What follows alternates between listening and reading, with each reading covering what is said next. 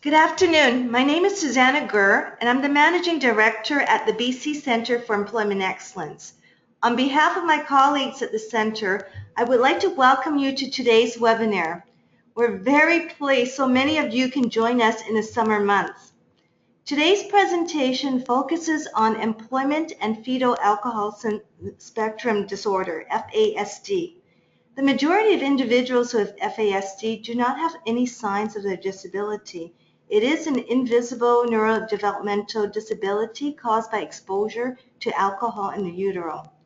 The presentation will showcase employment-related accomplishments, challenges, and support needs of adults with FASD. It will inform us of strategies and approaches identified as useful in promoting successful employment outcomes for people with FASD, along with key messages for employers, service providers, and community members. The webinar aims to increase our understanding of individuals living with FASD and the effects of FASD on employment and some strategies for success. As usual, we will begin with our poll. For those of you who are not familiar with the Centre, it was created in 2012 with funding from the provincial and federal governments to act as a research and knowledge sharing organization for BC employment service providers and employers. The Centre's mandate is not only to do innovative research, but also to find ways to share best practices with BC practitioners and employers and better integrate evidence into practice. We created this webinar series as a way to reach out and connect with practitioners. Through this series, we have highlighted new research by the Centre, but are also tapping into the knowledge and expertise within the employment services community. You are invited to view the video recordings of previous webinars that we have posted on our website. Okay. The results of the poll are in. The question, have you ever worked with a client who self-identified as having fetal FASD? 78% said yes, and 15% said no. So I think we've got a very good audience with some familiarity with FASD. Now I'm delighted to introduce today's presenter, Dr. Deborah Rechtman. Dr. Rechtman is a psychologist and adjunct associate professor with the School of Social Work at the University of Victoria. For more than a decade, Deborah's research has explored the strengths, challenges, and experiences of youth, adults, women, and families living with FASD in order to identify effective and promising policies, programs, and practices.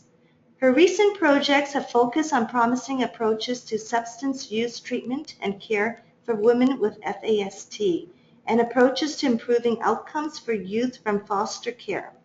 She is also a consultant and a co-founder of Nota Bene Consulting Group, where she has conducted many evaluations of health and social programs for youth, women, and families. Before we get started, I would like to note that the presentation will last approximately 50 minutes, followed by a brief Q&A session. We encourage you at any time during the presentation to use the questions feature on your dashboards to submit any questions or comments you may have for Deborah to address during the discussion period. This will be facilitated by my colleague, Greg Lockwood. I know Deborah will welcome the opportunity to engage in discussions with you on this area. And now it's my pleasure to hand the microphone over to Dr. Rechtman. Thank you, Susanna. Now let me just make sure we are all on the same page here electronically. So, oops, there we go. Is everybody on the first slide? I hope so. Good afternoon, everyone, and I say afternoon because in British Columbia it's noon, but I understand from Susanna and from Greg that we have a large and diverse audience for today's talk, including people across North America in the East Coast. Hello to those of you in the United States and in Canada and the East Coast, possibly folks in the UK and also in our Northern Territories. And I'm thrilled and delighted and honored to have been asked to do this webinar and to talk with you today about a subject that clearly is resonating with those of you, all of us, across the continent and beyond. Before I go further, though, I also want to give greetings from Victoria, British Columbia, where I'm based, and also to acknowledge and give my appreciation to the Coast Salish people on whose traditional lands I live and learn and work. So welcome again. This webinar is about FASD and employment and about supporting adults living with FASD on the job. Give a quick overview of our webinar today. So after a brief introduction, we're going to talk about what is fetal alcohol spectrum disorder, or FASD, and how it does affect people. We're then going to talk a bit about FASD and employment more specifically, and particularly the achievements, the challenges, and strategies for success that we have identified, we and others who've been working in this area and whose lives touch on this area. And move from there to talking about what helps with people with FASD on the job. So what are promising practices and approaches, and how to apply these practices in your work setting. I'm looking forward to your questions at the end of the presentation. So we'll try to leave ample time for discussion at the end of our hour.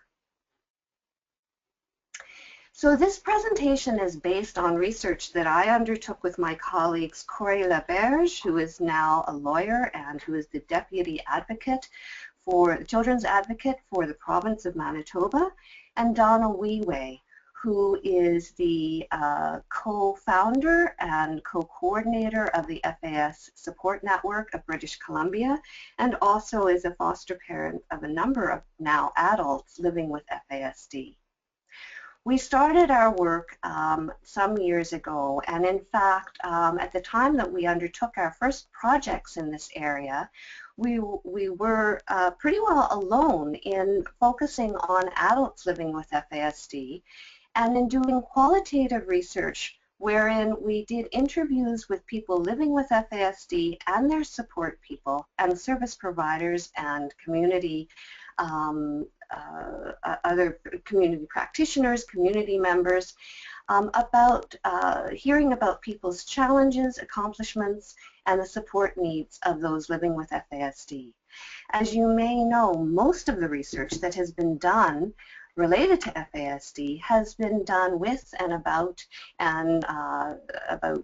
learning issues for children. And so focusing on adults, particularly at the time that we undertook our first research back in the late 1990s, is really a novelty.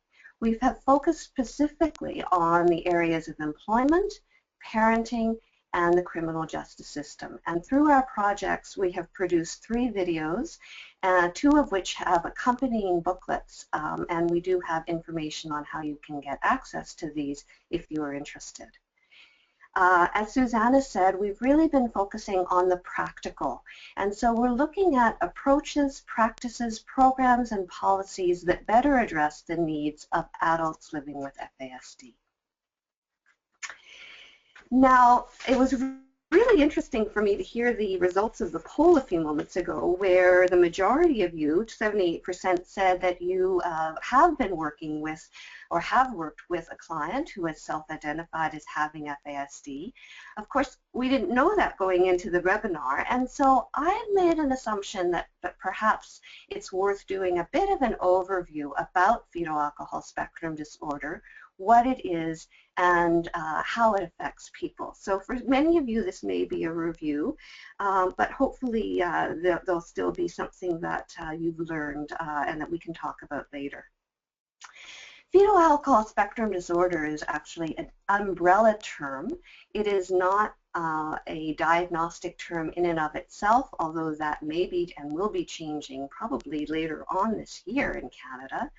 But up till now, it is an umbrella term that encompasses several diagnoses. The most, probably the most well-known of which is fetal alcohol syndrome. But there's also partial fetal alcohol syndrome and alcohol-related neurodevelopmental disorder.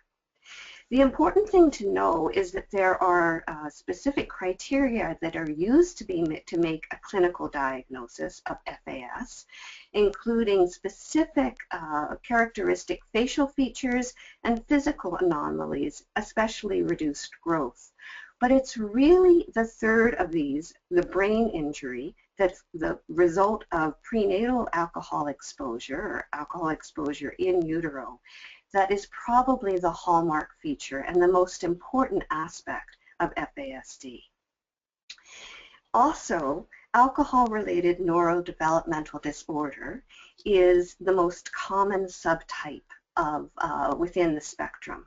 So these are people who don't have the physical or the facial signs of the disability, and therefore they often go, or the disability often goes unrecognized. Another important thing to know about FASD, or people living with FASD, is that it's most typical that people have a normal or standard average IQ.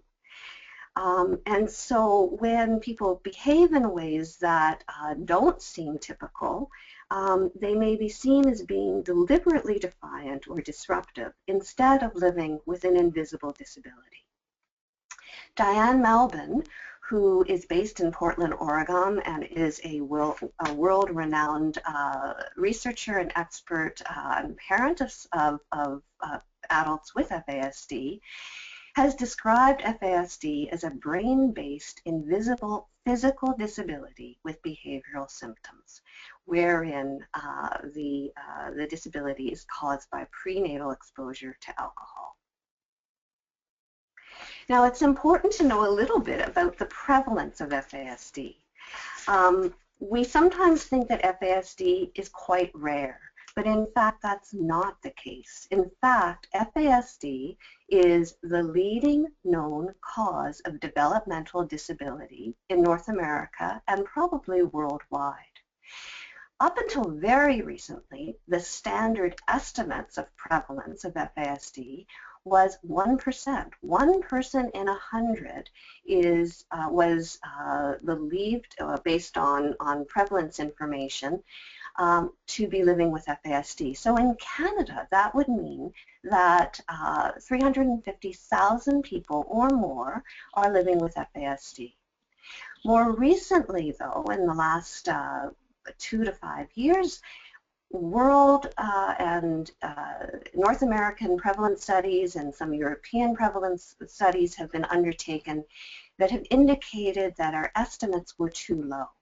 And in fact, probably it's more like 2 to 5% of the general population is affected by some form of the fetal alcohol spectrum disorder. So that means that whether we know it or not, as community service providers, we're often working with people who have been prenatally exposed to alcohol. The disorders, though, are undiagnosed and underrecognized. And most likely, people living with FASD will not have been diagnosed, and the disability is not even something that they will disclose for a number of reasons, including the highly stigmatized nature of the disability. So, what are the behavioral characteristics of FASD? What's important to know? Well, again, we've talked about, because FASD is about brain damage, it's invisible disability. It's also a permanent disability. The effects won't go away over time, which is one of the reasons why it's so important to think about supports and strategies for the long haul. And as we'll talk about it toward the end of the conversation, to talk about the importance of keeping supports in place over time as being not only most effective, but most cost effective as well.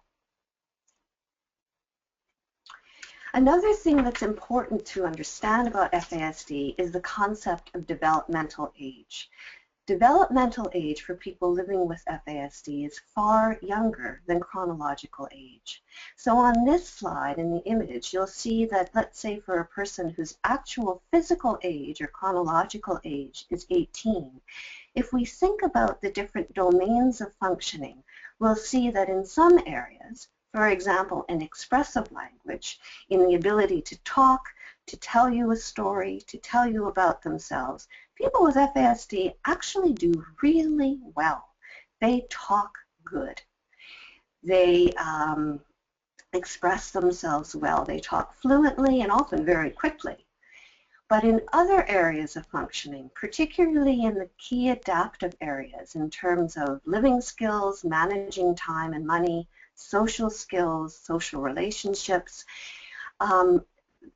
those areas of functioning, of developmental functioning and developmental age are much younger than the actual chronological age. So again, thinking ahead and thinking ahead to when we'll be talking about employment, it's always important to be thinking younger. Other key aspects of FASD.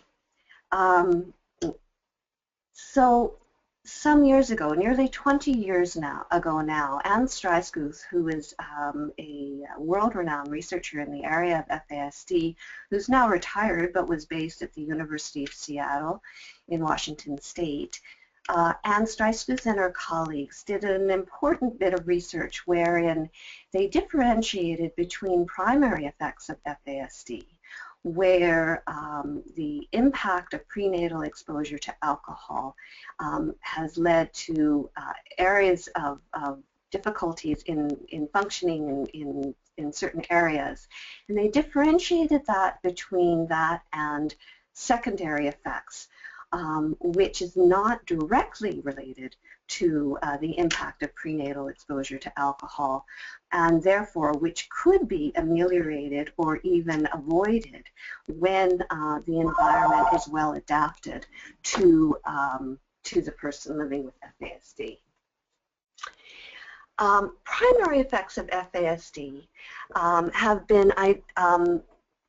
been organized by researchers and clinicians Julie Connery and Diane Fast in British Columbia by the acronym ALARM, sometimes known as alarmers. And it's a helpful acronym to remember in terms of thinking about the range of areas in which a person with FASD may have difficulties. So let's just go through these a little bit in turn. The first A relates to adaptive behaviors. And those will include areas of day-to-day functioning, such as managing money, getting to appointments in time, or getting groceries, shopping, cooking, those day-to-day living skills. And again, this is where there can be a disjunction or a disconnect between a person's IQ, which for people with FASD may well be within the normal range, but their adaptive day-to-day functioning is highly impaired or can be very, very much challenged. Language. Well, we talked before about the fact that a person may be able to speak very well, but they may still struggle with understanding. So it's receptive language that is most impaired with FASD. Attention. People with FASD are often highly distractible. They may have trouble sitting still, or they may have difficulties in focusing. Unrelated to this, but as a significant issue for people living with FASD, is impulsivity. They may have real difficulties with controlling the impulses that they may have at a particular time. And we can talk about that later. That may be a question that you have in terms of how that plays itself out, both in day-to-day functioning and also in terms of employment. Reasoning. People with FASD often can have difficulties making the connections between cause and consequence. understanding how the person's actions may lead to certain reactions or certain outcomes. And this has significant impacts on, again, day-to-day living in terms of safety and also in terms of social interactions and social relationships. People with FASD may not get how their behaviors have consequences for others, or how certain impacts, certain activities may impact subsequent activities.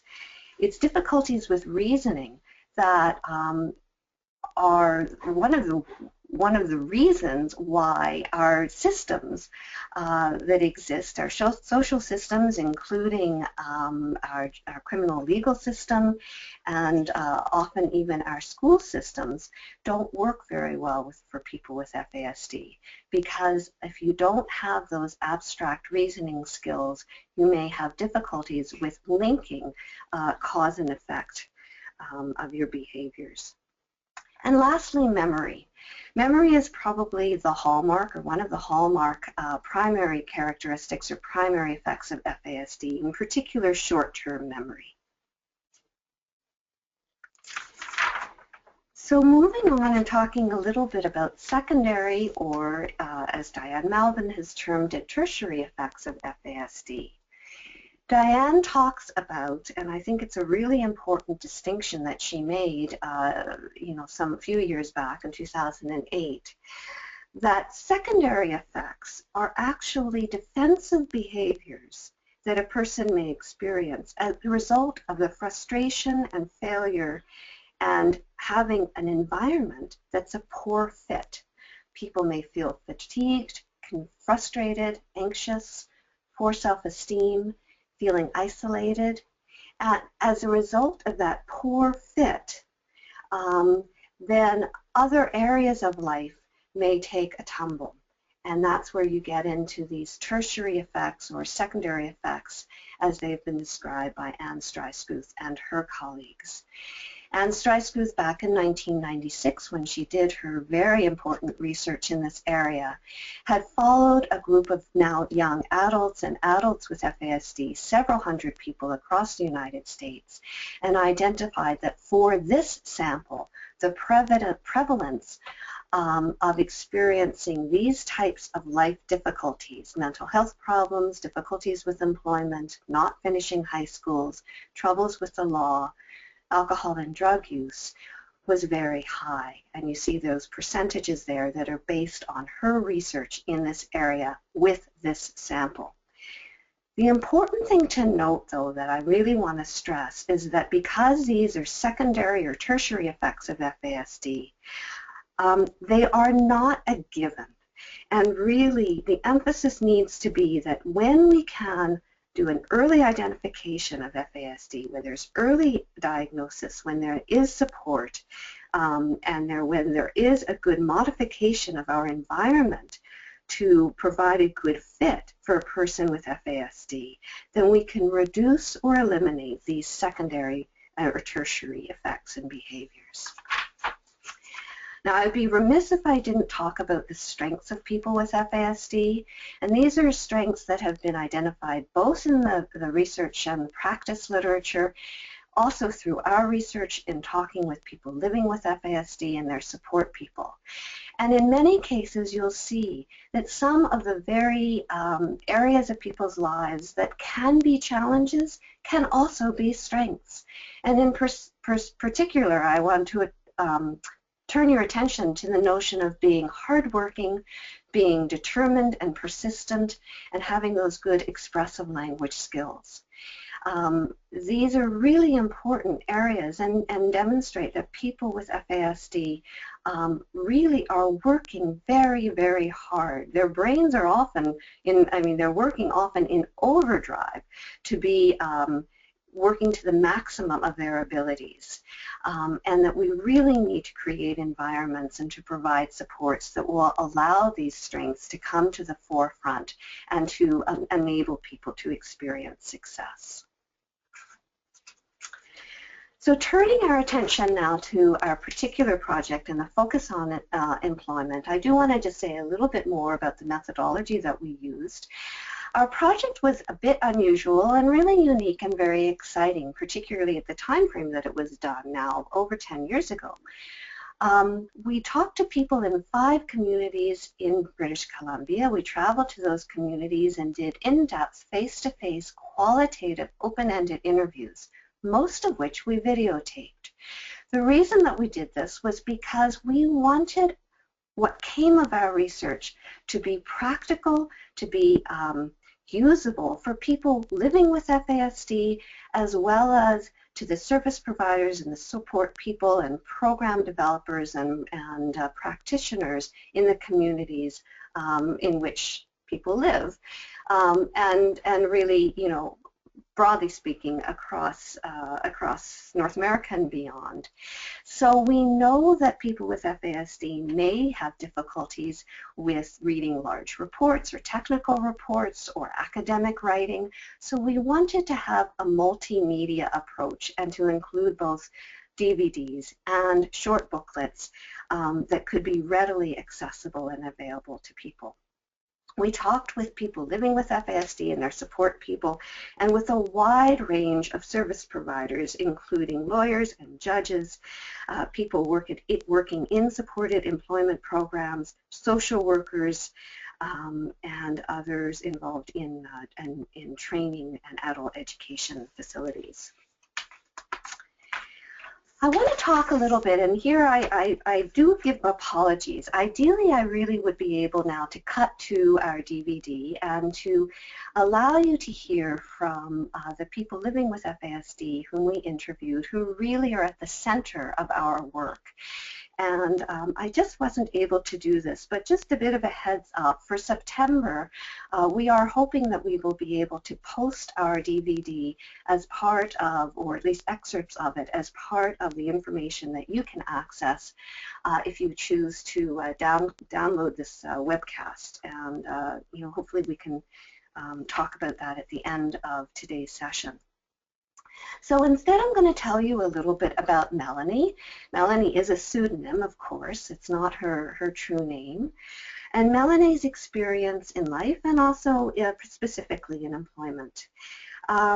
Melanie was a woman in her early 30s when we interviewed her, and she was assessed as having FAS when she was in her late teens. She was living on her own, although her parents are close at hand to provide support, and she herself provides support to her younger siblings who also have been diagnosed and affected by FASD. Now, to hear her talk, it's unlikely that people would suspect that Melanie is affected by FASD. And she recognizes that the invisibility of her disability has created barriers for her, particularly in relation to accessing employment-related supports. At the time we interviewed her, Melanie was working at a video store, and in addition to that, she had several housekeeping jobs, and these were going quite well. But in the past, Melanie had experienced difficulties in work situations in which the work duties changed or expanded, and she felt overwhelmed. So she had since learned to check out all the activities involved in a job prior to applying for the position. And so in her words, and this is that first quote there, "I'm working in a video store, and it's been a great experience, and it's been one of the first jobs that I've had that I really felt comfortable and haven't wanted to quit after the first week." Melanie went on to say, though, "I find that I don't have trouble getting a job. It's that sometimes I get in over my head.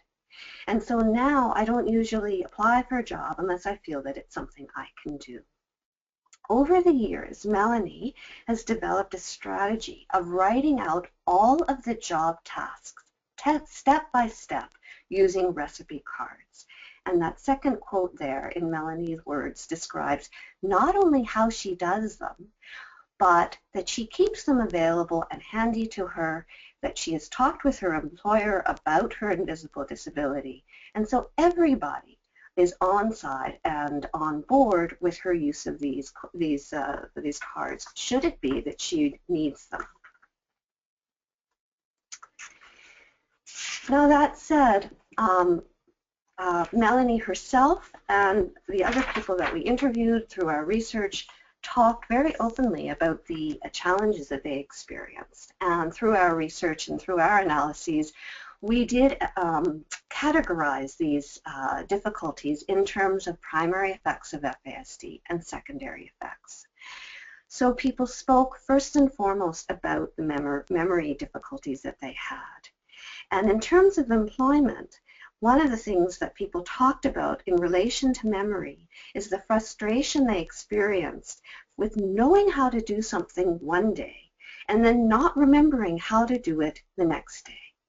So needless to say, that can be frustrating for the person themselves, but also for colleagues, for an employer, and for people who don't understand how that flow through memory, that short-term memory difficulty, can affect a person. It may seem as though a person's not trying, or that they're willfully even seeming like they're just not performing well, when in fact it is a genuine memory problem.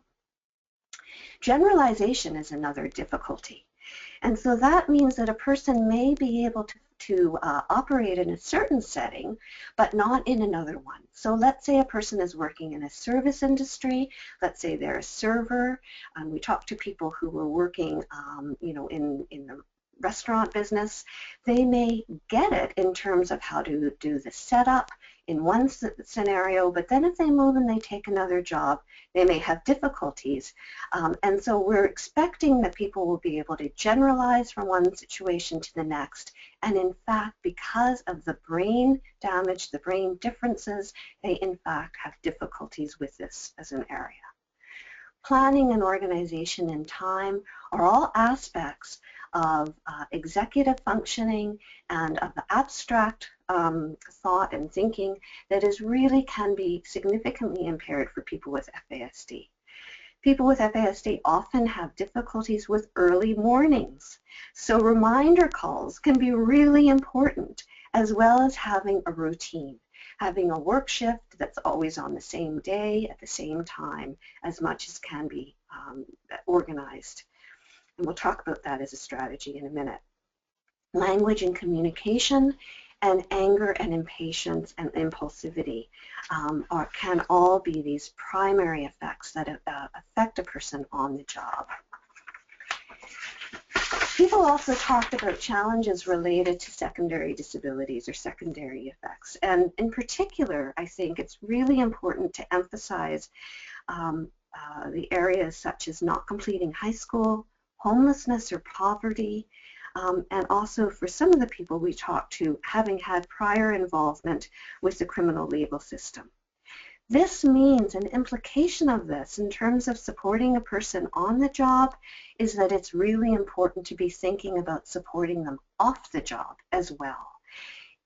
In some ways, this is turning on its head the notion of what we typically do or think is appropriate to be doing for employment or support or employability types of programs.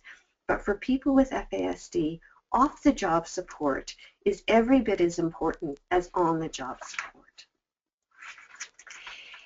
And another area of challenge that people talked about as a barrier to employment is back to that notion of FASD being an invisible disability. So back to Melanie, in her words, she talked about the fact that everyone assumes that you're normal, but the reality is that you have a significant learning disability. When we don't appreciate that learning disability, when we don't see it, we can have expectations that are out of sync, that are overestimation of people's true abilities. Dan Dubovsky, who has worked at the Center for Excellence in FASD in Washington, D.C., has coined a term, NURMU, and pardon my lack of pronunciation of that, where he's really talking about the idea that people with FASD often appear to be non-compliant, uncooperative, resistant, manipulative, and unmotivated. But in fact, this is not the case, and it's back to the fact that they may have difficulties with memory, they may have difficulties with comprehension, they may have difficulties with abstract thinking and reasoning, and that this is what is giving rise to the behaviors that we see as, again, those areas of the NURMU. Okay, well, let's turn a little bit to some strategies for success. And again, this is really coming from the experts in this area, people living with FASD and support people and those around them and those who work alongside them. So I think we've already given some clues to what can work well. And let's start a little bit with the notion of communication. Another of our participants that we talked to, not Melanie, but another young woman, spoke about, and in her words she shared, very plain and clear instructions work best. The more cut and dry, the better. That way I know what's expected of me. Break things down into step-by-step, breaking things down in visual learning, so showing rather than telling. And as someone said, it's really helpful for me to have someone say, this is what you do, I'll show you how to do it, as opposed to, this is what you need to do, here's a sheet. Memory aids, as Melanie, our person that I was telling you about before, talked about, writing everything down, those memory cards. Another young woman in our research who was a hairdresser wrote down everything on her file cards. She had all of her clients' haircuts down so that if she ever had a memory glitch, she could just refer to her file cards, including the ideas for new haircuts and so on. Keeping the shifts of working a work shift at the same day and same time as possible, and again using memory aids such as calendars, using communication books, and of course having flexible and supportive employers and colleagues who can make these accommodations, and also who are supportive and knowledgeable about the person having an invisible disability or who may be having an invisible disability. For supported employment programs, suggestions that arose from our research and the people we interviewed was first and foremost understanding FASD, getting familiar with it as that invisible brain-based disability. But also providing assistance in completing application forms, in doing role-playing with the job interview, dealing with anger, dealing with impulsivity, for working with the person to advocate for shifts being at the same time and the same day, for having reminder calls, for providing transportation, and this gets back to the whole idea of providing those supports off the job as well as on the job supports, and for having a communication book that will enable back and forth, just how's everything going on a daily basis between the employee, the job coach, and the employer. For employers, our suggestions pretty well parallel what you've heard, but again, the notion of the shifts on the same day, keeping things routine, keeping things regular, having job shadowing, so again, learning by doing, learning by mentoring, having a buddy system on the job, making transitions during the day, so just giving that little heads up, 10 minutes before break time, 10 minutes before you need to be thinking about doing, the closing routine at the end of the day. So providing those cues about what comes next in terms of the day. Reminders and check-ins, and not making assumptions again that if a person seems to have difficulties one day, that's because of any willfulness on their part. It may be a memory glitch that's just kicking in. Having the work environment be as free of visual distractions as possible. Sometimes this can be really challenging, but our physical space is really important. And for people living with FASD, minimizing visual, auditory distractions, even certain types of lighting, can make all the difference in terms of allowing people to focus. And then lastly, and this gets at the notion of time and money as being abstract, and also the difficulties people can have with impulsivity. People living with FASD have told us that having their wages go into direct deposits can be a really helpful strategy that will enable them to achieve success in day-to-day living and into those adaptive functioning areas of their life. So tuning into FASD is really important. And if we were live and we were working together now as a workshop, we would take a break. I'd want to take a break and suggest we did, to have a conversation, and maybe you can even write this down for yourself. If FASD is largely an invisible disability, what are the clues in your work setting that an employee might have FASD?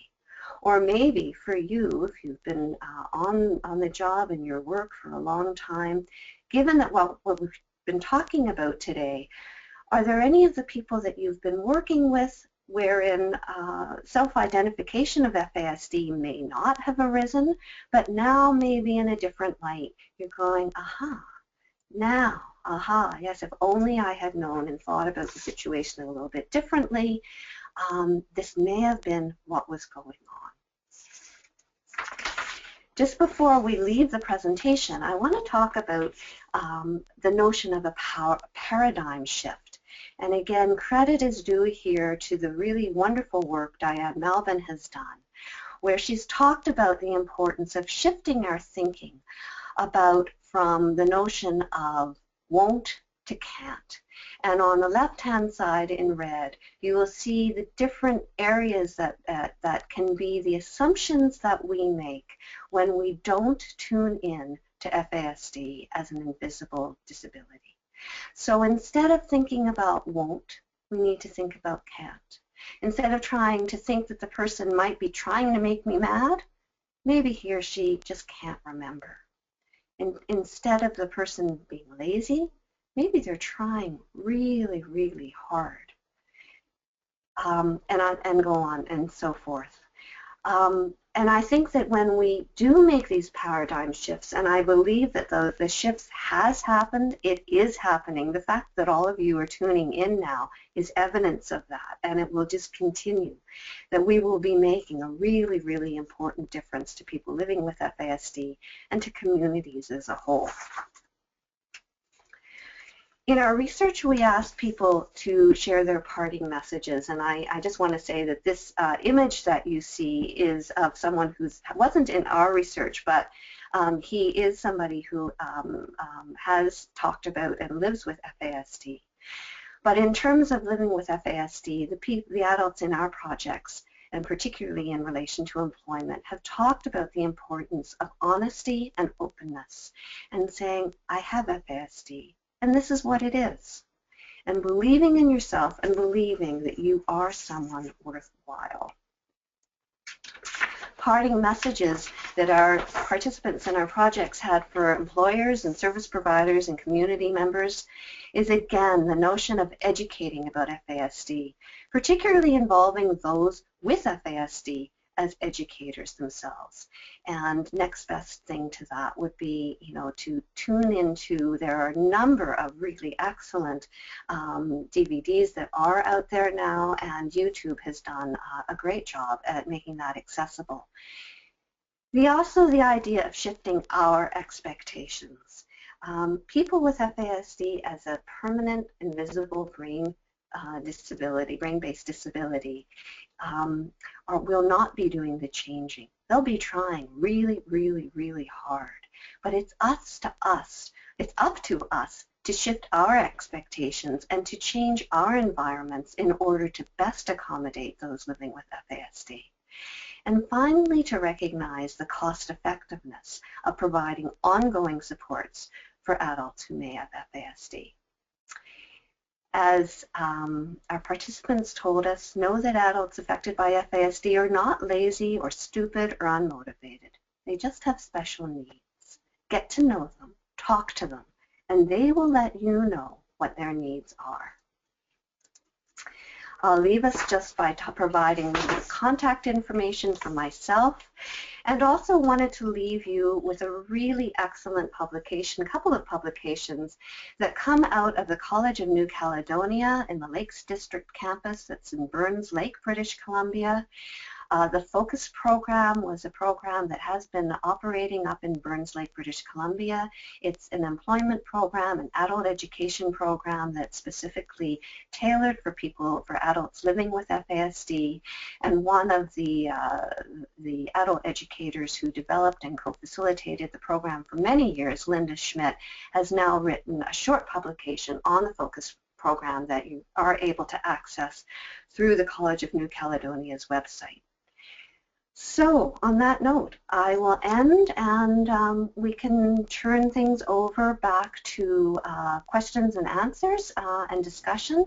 And I'm looking forward to talking with you and hearing what kinds of things might have come up for you through the presentation, and really also through your work and your curiosity and your interest in this area. So back over to you. Okay, thank you very much, Deborah. We did have a number of questions that came in during the presentation, so I do encourage you to continue to submit your questions. We have a good 10 minutes left, and we'll get to those if time permits. So I'm just going to read through them chronologically. First question came in says, you mentioned attention issues. Do individuals get misdiagnosed with ADHD if they are not clear about their prenatal information and history? Wow, what a wonderful question. And by the way, does this work? Everybody's still hearing me, even though they're hearing you too, Greg? Yeah, I've unmuted both of us, so folks should be able to hear both of us, yeah. Yes, so excellent question, and yes, absolutely. There is misdiagnosis that happens because there are commonalities between the two areas of the two disabilities. There also are some good resources, and you know, I'll follow up with you, Greg, but there are some good handout materials that have been developed that do provide provide information of the ways in which FASD is both like and unlike other disabilities, including attention deficit disability or ADHD, and also other disabilities, including autism spectrum disability. So I can provide that. Those are publicly available handouts, resources, but I'd be happy to include that as a follow-up resource for those who might be interested. Yeah, I think that would be great. And certainly if you pass those along to me, I'll be able to include those in the follow-up post with the video and the slides. Okay, made a note of it. Great.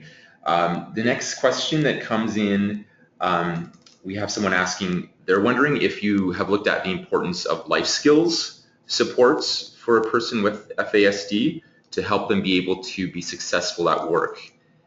Because so many life issues impact work or spill over into work. Yes, I have, both through our research, the research that we've done, and others have as well. And so I believe that our projects really, and I think there's a key within the question itself. The challenges that people have with employment, I think, are challenges that do carry over, spill over into other areas of people's lives. And both the challenges and the support strategies, I think, are really applicable. So when we're talking about things like memory aids, post-it notes, reminders, schedules, apps, reminder calls, transportation, so dealing with also those those areas of life skills, but also those areas of life related to social determinants of health, they are all I think that supports in one area for a person with FASD and strategies are going to carry over in other areas of life. So, you know, if we're talking about communication and having concrete communication, shorter sentences, clear communication, step-by-step, mentoring, all of those kinds of approaches are really approaches that I think carry over to different areas of life, not just employment. And I think that our publications and resources, as well as those that have been done by others, certainly speak to that. So good question, but yes, I think so. Okay, thank you. And the next couple of questions that came in are somewhat related. So, and it's kind of a multi-parter, but I'll just read them in kind of in combination. Someone's asking what the best way to assess whether someone has FASD, and maybe I think the person is probably speaking from an employment advisor or case manager perspective. And then also, how do you recommend supporting those people who aren't diagnosed but very likely have FASD? And what if they don't believe they have FASD but show so many of the signs? Right. Wow. Again, great question. Okay, let me try to start with the first one. I hope I made the point that assessment of FASD is complex. And in British Columbia and in Canada, I think we believe that it really is best done by a multidisciplinary team that includes both medical practitioners, developmental pediatricians, if possible, certainly neuropsychology, and then also other supports as well. So it's a clinical diagnosis. And so by providing the information that I did today, it's not to try to shortcut that process. There definitely are places, and in Canada, I think that in most every jurisdiction there is at least one clinical team or place in which one or more clinical teams that can do an FASD assessment or diagnosis. But that said, the reality is the waiting lists are incredibly long. For children and for adults, it tends to be both a long waiting list and incredibly expensive. We're talking thousands of dollars that generally is not covered by any type of insurance. So it makes it complex. There are ways that you can access a diagnosis, and anybody living in British Columbia, I would be happy to follow up with you about that, because there are particular ways that I can share about that. But that said, it is challenging. And so I think, and this gets to the second question, I think that when a person is showing behaviors and characteristics that are in keeping with FASD, whether they've been diagnosed or not, whether they self-identify or believe that they have FASD or not, that the strategies themselves actually speak for themselves. And the strategies typically are kinds of things that actually work for most all of us. You know, we think about things like breaking things down into smaller steps, having clear communication, mentoring, supports. We can put into practice many of those strategies and work as if without necessarily knowing for sure, or being confrontational, or indicating that we're only going to take this approach when we absolutely for sure know that a person has FASD. But I think that getting to know the person more is really also the key. And that was what I was trying to emphasize when talking about FASD as being a spectrum, and by definition, and also by talking about those individual differences. So get to know the person themselves, or himself or herself, and get to know what kinds of supports work best for them. And then you can operate more on the level of the strategy and the support and the approach, rather than the clinical diagnosis or assessment process, or lack thereof. Hope that's helpful. Yeah, I think it definitely is, Deborah. The next question is a little bit, it's more related to the law, and I'm going to assume it's the law in Canada or in BC. So you mentioned, you showed that chart with the differences between chronological and developmental age. So the participant is asking if a client with FASD has a chronological age of, say, 30 years old, but a developmental age of 16, and they disclose to you that they are or have been abused, for example, are you required by law to report this? So, for example, the developmental age, if that the age is still considered a child, or is the client considered an adult based on their chronological age? Wow, that's a very interesting, that's a great question. I don't think by law you would be required because I think that, again, this notion of developmental age is a very important construct, but as you can see here from this image, which I'm hoping is on your screen as well as on mine, you know, that is such a spectrum and range in different areas of function, and you know, for a given person it may be different as well. So I think by law, no, you would not be required if a person has reached age of majority, you know, 19 in BC, 18 in other jurisdictions in Canada. You would not be required.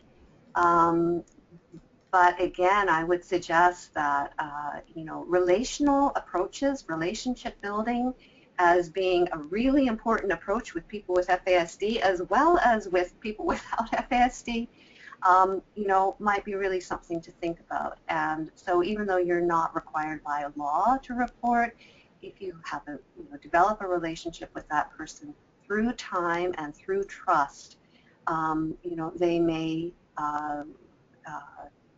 you know, either agree to your sharing or that information that's been disclosed, or take that forward themselves to the appropriate authorities with support. Okay, and Deborah, I'm noticing that we're almost out of time here, so I'm just going to take read out one last question that was asked. It turns out that we've had a number of more questions that have even come in this last 10 minutes or so. So clearly a huge amount of interest in the topic, and I hate to put you on the spot, but maybe could it be possible that I can save the questions that have come in, and then perhaps you'd be able to answer some of those questions and we can post those on the blog? Sure, absolutely. I probably won't be able to do that for a few weeks, but absolutely, I'd love to. Great, that would be wonderful. Okay, so this last question is about disclosure. It's a reoccurring challenge for people that this participant works for. What are some suggestions to supporting a person becoming increasingly open or willing to share with an employer that he or she has FASD? Right, another excellent question. Well, at the expense of sounding a bit like a broken record, I'm going to go back to the notions of relationship building and trust building. And you know, I think you have to really think about whether it's the disclosure of FASD that really is important, or the disclosure and acceptance of having an invisible disability. And so, I mean, I don't have an answer to that, but I think that, you know, just based on what I have been told and I've learned from people living with FASD, that can really vary. Some people, when they learn of their disability, they become extraordinary advocates for the field overall, for themselves, for you know, for others, for their own family members, and so on. But others really are most comfortable talking about living with an invisible disability and not necessarily naming FASD. So we know that you know, this is a process. The whole notion of diagnosis and then understanding oneself and acceptance it's got to be seen as a process, and a process that has support at all sort of areas of it. So I would just encourage the person who had that question just to think of themselves as a support person and just keep on being there for that person that you're working with, developing developing that relationship, building trust, and being where they're at in terms of disclosure, acceptance, and self-understanding. And it may come, and it may end up that, just living life and just appreciating life as having an invisible disability is what makes most sense, and that's okay too. Okay. Well, we're going to wrap things up there. Thank you very much, Deborah, again, for your presentation today. And of course, thanks to all of you out there for attending. The session was recorded, and we will post the video of the presentation on our website and send you all the link in an email within the next week. As always, we welcome your input and feedback. We would also appreciate any suggestions you have for future webinar topics. When you leave the webinar, you will be asked to complete a short survey. We would appreciate it if you took a minute or two to share your thoughts, as your feedback will help us immensely in planning future events. You can see here on the screen that on September 15th, we're thrilled to welcome back in Motion, Open Door Group, and Vancouver Island Vocational Rehabilitation Services, along with Headwise Rehabilitation, for another 2-hour mini symposium. This time the topic will be specialized assessments, how to use them in employment services. Webinar information and the registration link is available on our website at cfeebc.org. So that ends our event today. On behalf of Deborah in Victoria and Suzanne and myself and Sean, my colleagues here at the center, thank you for participating in today's discussion, and have a great afternoon.